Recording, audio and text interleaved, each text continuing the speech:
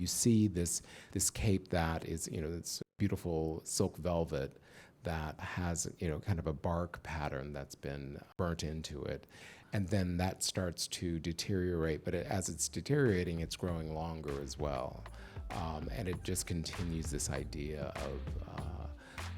of heroic transformation, really.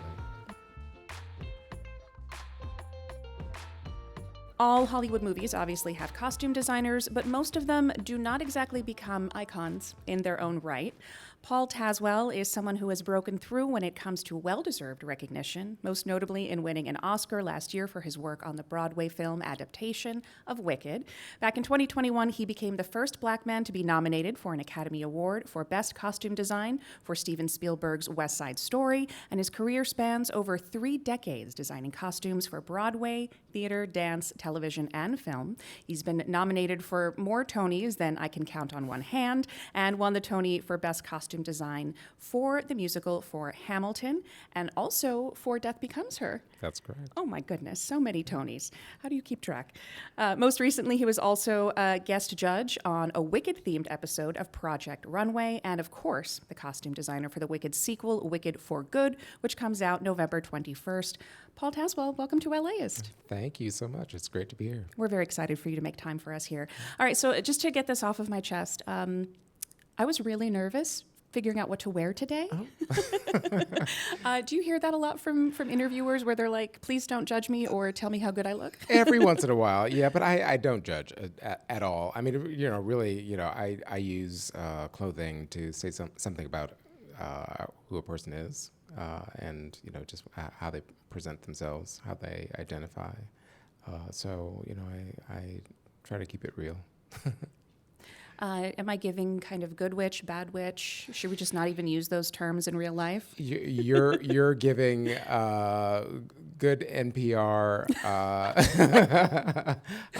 interviewer. Okay. And it's well tailored, stylish, but messaging in a neutral way. So Cool. Yeah. Thank you. I'll take that. Yeah. I will think of that next time I'm feeling very sorry for myself. Okay, so you just mentioned that costumes or what someone wears, it really tells you about a person.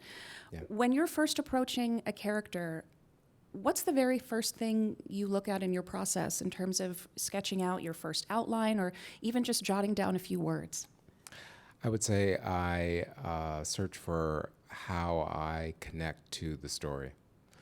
And by connecting to the story, it's also how I connect to the characters, what the overall intent of the story is, or any kind of messaging that is happening in the story. But I have to find myself in what's being presented, so that I create a point of view that is authentic. And so it's soul searching first, and then starting with one character that I most identify with probably, and then it opens up from there as the different characters relate to each other, and then I translate that into clothing and how they might present themselves to the world, and then that's done through silhouette. Texture. It's always going to be defined by era or period, and then just making decisions that are smart and reflect something that's internal and deep about the character. You mentioned textures. The textures for the first half of the Wicked film, I mean, my goodness. I think it made me aware of texture in fabric in a way that I really haven't thought of before, especially with Elphaba's dresses, because so often you're working with black on black, or even just the different kinds of greens, and the texture is what makes me understand that there's different dimension there to these fabrics. How will we see that? I know you probably can't share too much, but in Wicked for Good, how will we see that texture continue to evolve in these characters that are in a different phase of their lives? It just continues. I mean, it's we've set up this world that's full of enchantment, and we move towards the ideas of transformation, But then with For Good, it's really exploding and maximizing that as an idea. So the world of textures, or that theme of textures, which defines the whole world of Oz. I mean, going back to how Oz was developed. It was creating rules that would govern the visual landscape of what Oz is, and part of that was great detail and texture, especially texture that was inspired by nature. And so, as we go into the second film, it's how those textures continue to give us more insight and reflect who these characters have become. As well, how I'm using, deterioration, or just the continuing story of, or evolution of, who a person might be in different scenarios, whether they're a fugitive or they become a political pawn. I read that you used nature a lot as inspiration for the textures. You mentioned deterioration.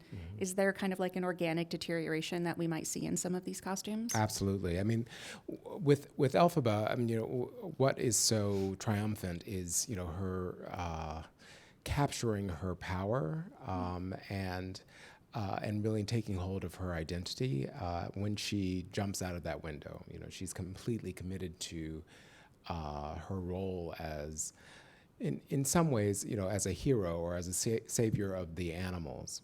And so when we pick up in For Good, and let me tell you, because I've seen the film, and it throws you in, in a really thrilling way.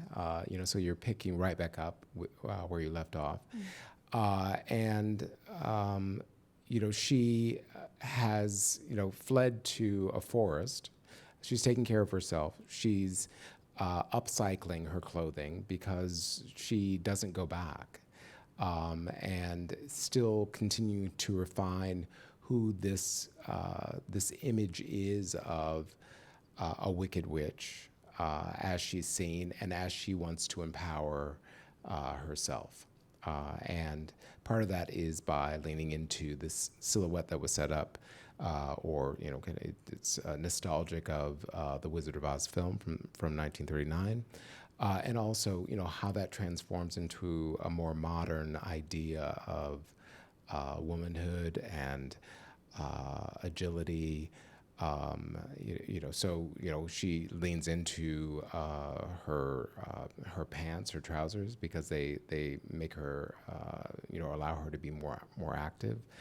I designed I gave a little Easter egg in Wicked, the number one, with her trench coat. Or her raincoat that she takes into the forest with Fiyero when they're taking the cub to the forest.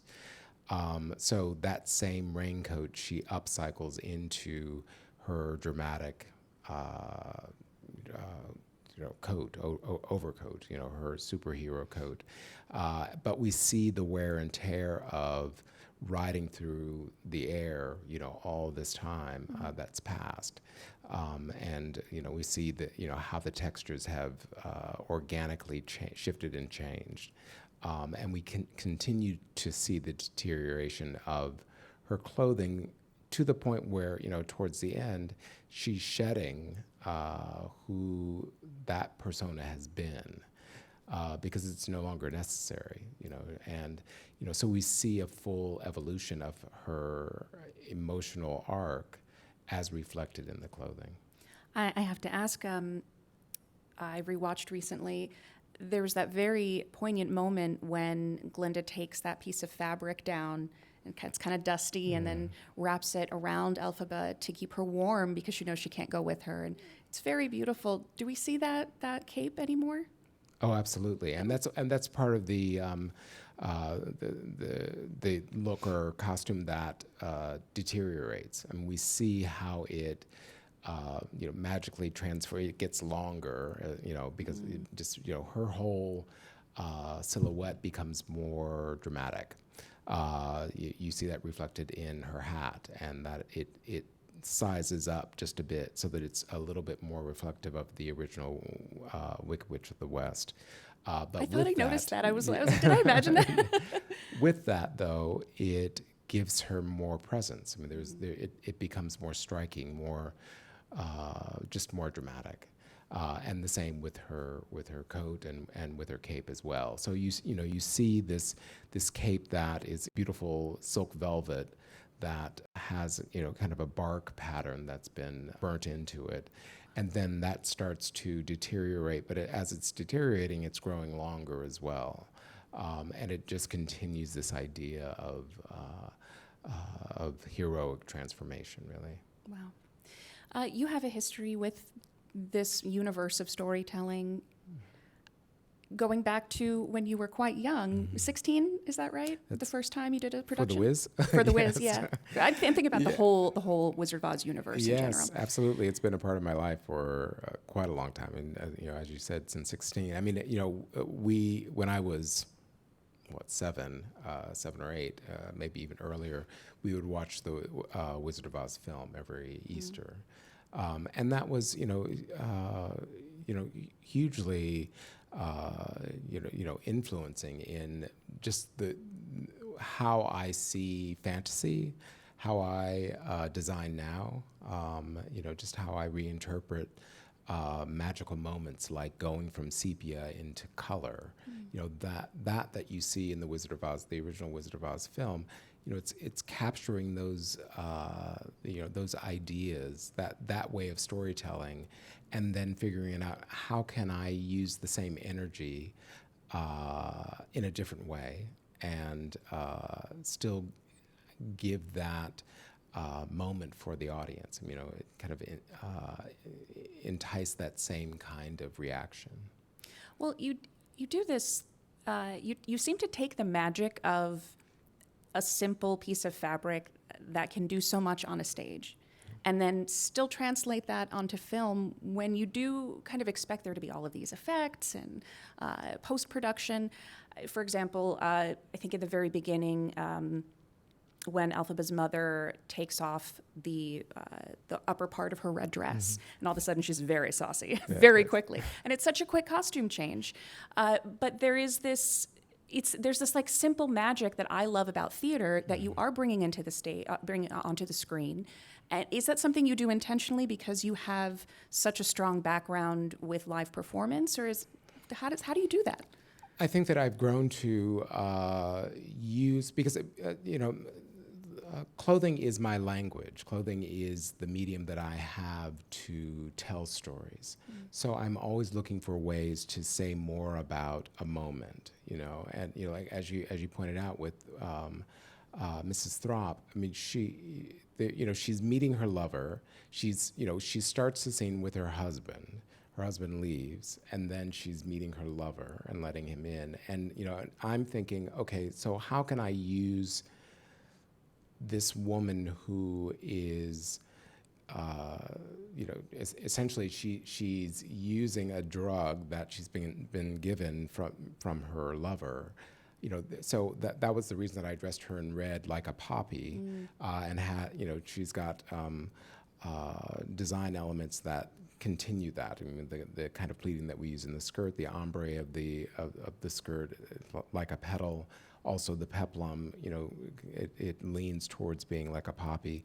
But then, the big storytelling is she presents one way for the husband, and then she will present another way for her lover, so that we're continuing to move the narrative forward in the way that the music does. We're getting all of these clues about who a person is, or who a character is, and hopefully they're made aware of the costume, and that helps to support what they're doing actively. You mentioned Easter eggs a few moments ago. Any preview, anything that folks can keep an eye out on in For Good, Easter egg-wise? Little tiny details. Let's see. I would take a look at. I mean, speaking of poppies, I would take a look at the embroidery. It's a poppy border that's on the Wizard of Oz, his dressing gown. Oh. Because I've dressed him as kind of an Oscar Wildean bon vivant, and then showman with his top hat. But we see him backstage, and so he's kind of relaxing, or having his day and managing things, at the Emerald City Palace. But it gives a nod to that the image of poppies, and the fact that he. Well, I don't want to give that away. I'm sorry, but it starts to make a connection with the overall culture of the Wizard of Oz, and also within the story that we're telling. And if you think about Mrs. Throp, and then the Wizard of Oz, that poppy connection, it might be important. Oh, I really want you to say more. Okay, we'll leave that there out of respect for spoilers. I think I'd like to ask you next about a little bit about some of the connections I'm seeing in some of your work. I loved the just slight little reference of the red slippers in, I think, was it in Popular? Where there's just all these shoes, and it's very subtle. It's just like, hey, they're here. We didn't forget about them. Did I also see that in a scene of Death Becomes Her? You did. Ruby slippers are following you. Yes, I know. Well, I think that it speaks to how the Wizard of Oz and the character of Dorothy, has played a role in our overall American, world of fairy tale. Because the Wizard of Oz is probably the most well-known fairy tale that's American made, and I think that the American culture has really embraced the ideas around the Wizard of Oz. I mean, some of that is about speaking truth to power, and it's about self-identity, and I mean, even with Dorothy, her story, and finding herself, and those archetypal questions, I think, are answered within the culture of the Wizard of Oz in multiple ways. With the reinterpretation with the Wiz, and kind of updating that and seeing it through the lens of African American culture. Again, asking those same questions around identity and empowerment. I think that it has been very, very popular, and now with Wicked, even more so. I'm going to hop around a little bit. So you mentioned before the wizard's dressing gown. Yeah. What is the word, the French word for the dressing gown that you designed for Glinda? It's a peignoir. A peignoir. Yeah. A peignoir. Okay. A peignoir. Yeah. I also feel like I see that in Death Becomes Her. Just this idea of we dress to get ready. Right. Can you say more about that? Well, I'm using it as a Hollywood glamour image, both for Wicked on Glinda when she sings Popular, and that's very playful. With Death Becomes Her on Madeline, she's using it as her makeup attire. It is her getting dressed, but she's made it into this receiving gown that is very dramatic, very theatrical, over the top. And it speaks to her personality, and her narcissism, really. We actually have two, because we've got a peignoir that is part of the number, and that's white beaded with feathers. Both have feathers. And then there's the coral-colored peignoir when she's receiving Helen for the first time into her dressing room, and her fiance. And so, it serves this archetypal image of, it's just an over the top glamour. So let me just ask you about the Met Gala. Uh-oh. No, it's all good. I was just so you worked with Chapel Roan Yes. and Janelle Monáe. That's correct. I designed for Janelle Monáe, and that was a collaboration with Tom Brown. And then Chapel Roan was, it was in, I don't know if you would say it was in collaboration with eBay, but it was an agreement with eBay where we were upscaling and sourcing pieces from eBay and then creating a look around those items that served the theme of superfine, the tailoring in black culture. So it was fun. I mean, it was a huge fun, to do both and completely different. Yeah. I also designed for Debbie Allen and her husband as well for that evening. Oh my goodness. So it was a big night. Yeah, Very you were big night. busy. Yeah. How did that come from some of the Oscar buzz? How did those relationships form for you to do that work? I had designed a costume for her whole track of costumes. I designed Harriet, the movie. Oh yes. And Janelle Monáe was in that. So that was where we met. Janelle Monáe was in that, Okay. and so we kind of circled back together, and she asked me to design her Met Gala look. Okay, last question.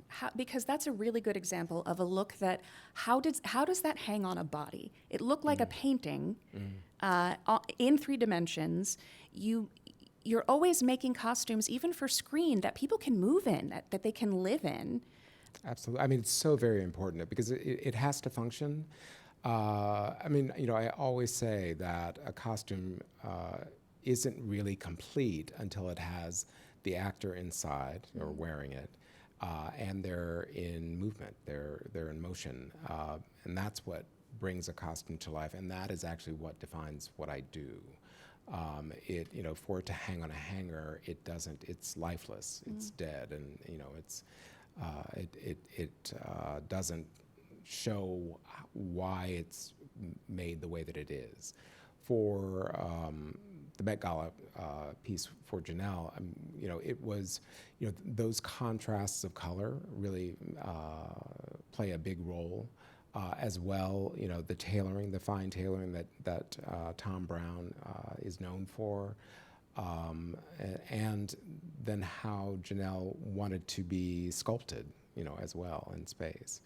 And the Keyte that she entered in, it had enough structure. It was engineered so that it would hold this kind of flat, as you said. I mean, it's kind of like a painting, or it becomes very two-dimensional, and that was on purpose so that we could then reveal, this amazing look that would be still reference a graphic two-dimensional quality, but would be movable.